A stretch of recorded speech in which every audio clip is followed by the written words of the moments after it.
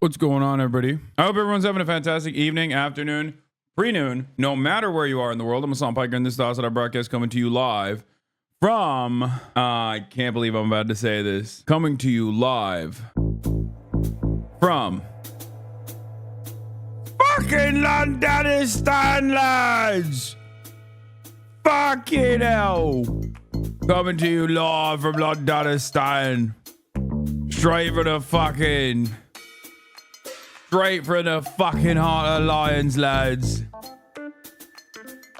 We're out here, right? We're fucking hell. We're doing a fucking thing. We're doing a fucking thing, yeah? No Americans. And it's a very beautiful day, innit? It's a special day, innit? That's right. It's a very important fucking day here in Londonistan history. And here for the fucking hasL broadcast as well. Ladies and gents. You know it, I know it, we all fucking know it. It's a special day for an occasion. And do you want to know what a fucking occasion is, lads? The occasion is that it's a fucking Tuesday. And you know what that fucking means, right? It's time for a fucking heist, lads. That's right. I'm here with a fucking Tony Two-Tone and 3 of my best fucking guys, right? And we're here to do a fucking heist. We're here to do a fucking heist, boys.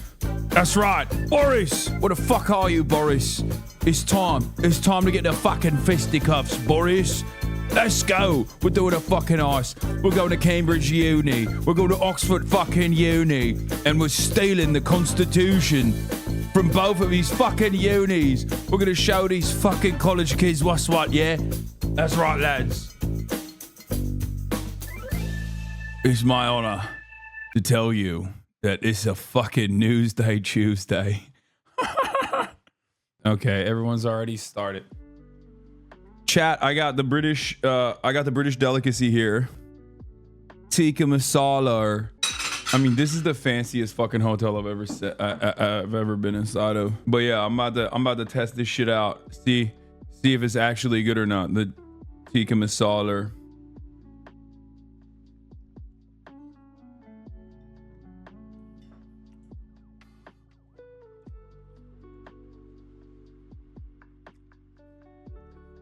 Yeah, it's all right. I've definitely had better. I think if you want to get good chicken tikka masala, you got to go to what is it, Dishoom. It also came with a side, and they got the naan, and they got the rice. So I'm gonna give it a proper go. Give it a proper try. This is British food for those of you who don't know. This is the only thing that's good.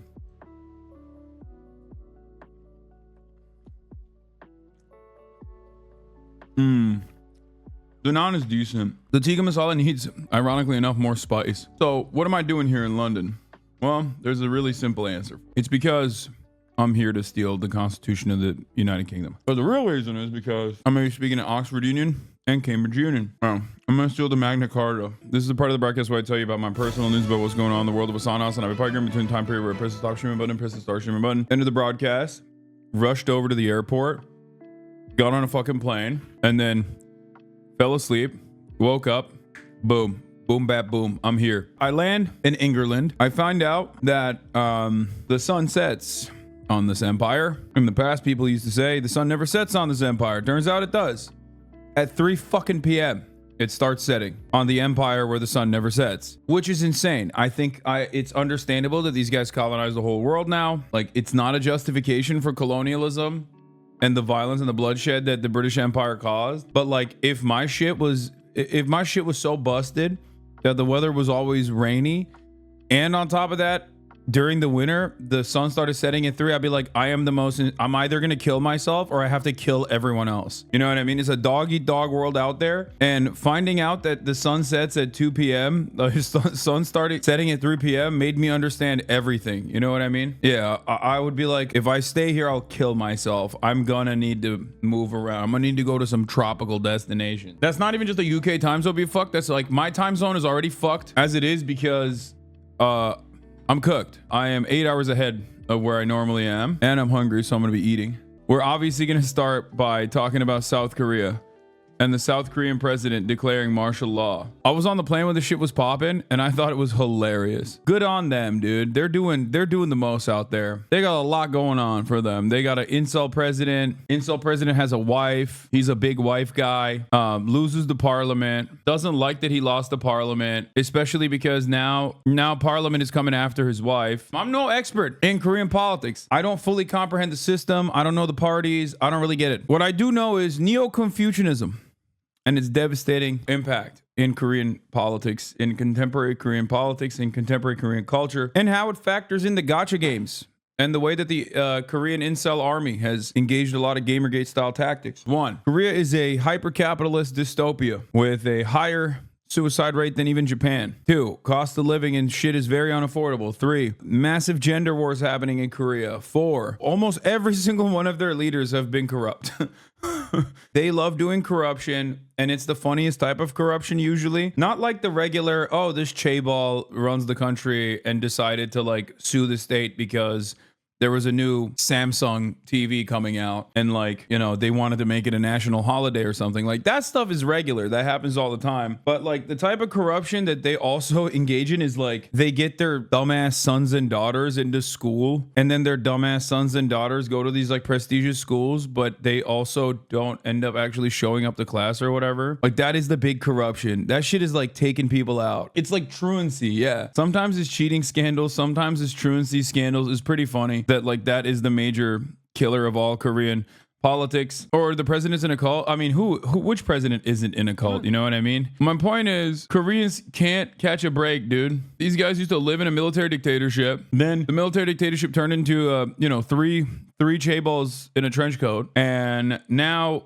every single time they elect a new leader, they just get punished for doing corruption or being a fucking freak. And now here we are, the latest and greatest in that same saga. I declare martial law to protect the Free Republic of Korea from the threat of North Korean communist forces, to eradicate the despicable pro-North Korean anti-state forces that are plundering the freedom and happiness of our people, and to protect the free constitutional order. Yeah.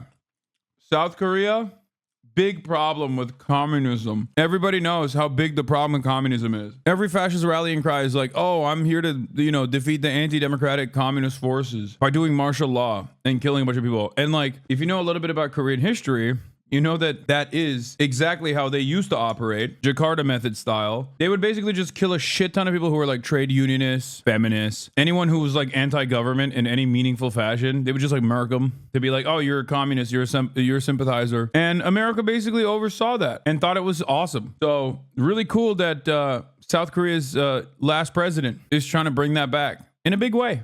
저는 이 비상계엄을 통해 Through this martial law, I will rebuild and protect the Free Republic of Korea, which is falling into the abyss of national ruin. To this end, I will definitely eradicate the anti-state forces who are the main culprit of the country's ruination and conduct vicious activities.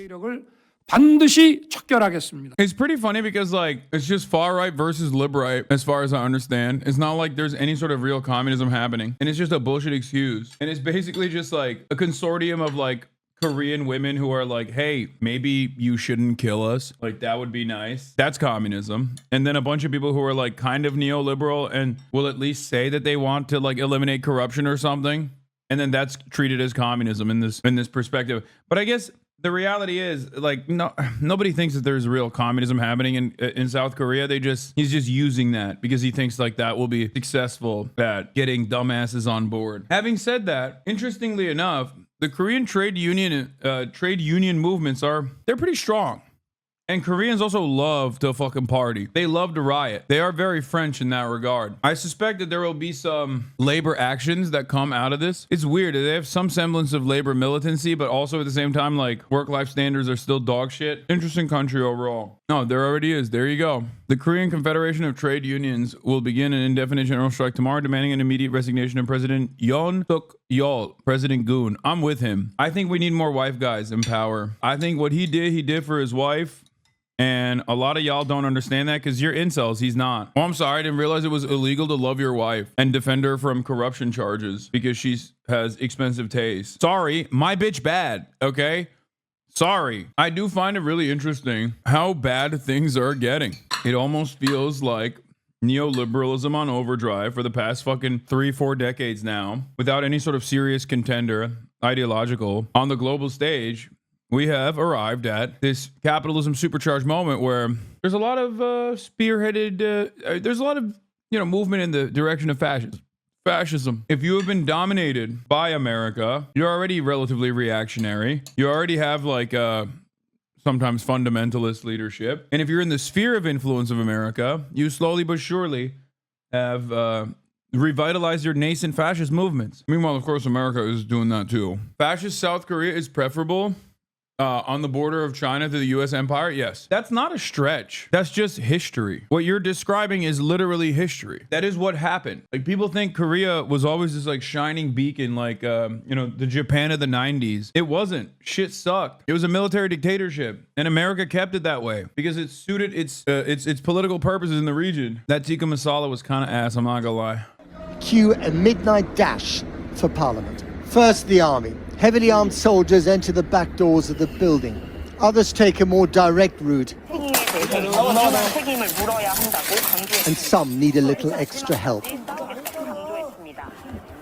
But opposition leaders have also summoned lawmakers and supporters to the National Assembly.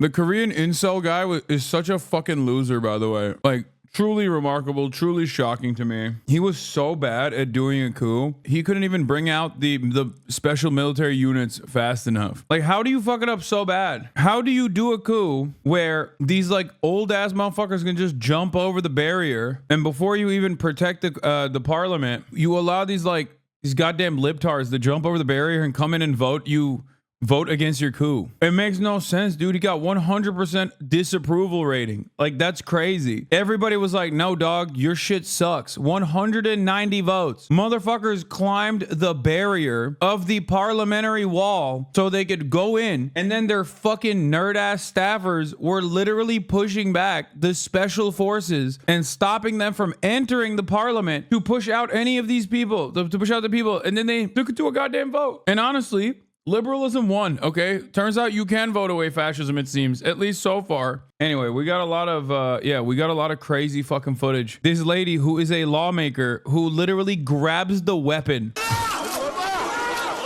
Dude, going for the service weapon of an officer type shit is kind of crazy.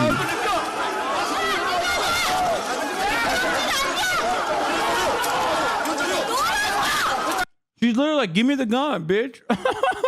Guys, you misunderstand. Koreans don't have guns, so they don't know what it is. They just don't know what it is. That's what it is. That's the problem. That's why they don't understand it's deadly to do that. This kind of stuff is so sick, but I'm always worried that I'm going to hype up some lady, and then a week later, I'm going to find out that she's like a fucking psycho. You know what I mean? Half the time, whenever you see stuff like this, you'll be like, oh, look at this massive protest. And then you find out they think it's illegal to even have gay thoughts or something. You know what I mean? Now, I'm not saying this lady's like that, but it happens quite frequently in international politics. He's the descendant of an independence activist against Japanese imperialism and graduated from LHA Women's University that led the impeachment of the former President Park Geun-hye. Okay, well, I dig that the grandpa was an independence activist and Japan calls him a terrorist. She is An Gueryong. She's part of the Democratic Party, which is known to be very centrist but labeled as extreme leftism. Yeah, Korean politics is awesome. That's why I'm laughing. Like, the fucking... The goddamn incel president is like, yo, these guys are doing North Korean style communism here. They want to do Jusha. And the Jusha is like child tax credits. The Jusha is like, hey, why don't we actually not make it a 70-hour work week? I think we should keep it at the reasonable 67 it was at, sir. And then he's like, oh, that's the most communist thing I've ever heard in my life. Also, I'm fucking up the numbers, but it's not even a joke. That's literally what happened. Like, I'm exaggerating on the numbers, but like, that's what the president literally did. So that's not even a joke. They'd be like, can the unions get weekends off? They're like, this is the most extreme leftist position we've ever heard in our lives. What the fuck are you saying? You want Jusha style self-reliant North Korean communism? We will not allow it. I mean, this is bad as fuck, dude. She's a bad bitch for this. This is crazy. Also, what is up with the North Korean special forces, man? As much as I respect them for having trigger discipline and not like unleashing hell upon this civilian population, half of them are fucking congresspersons or whatever. I said North Korea, my bad. Yeah, it's just wishful thinking. Sorry. Like, what's happening here? I've never seen people get pushed over so much with this much gear.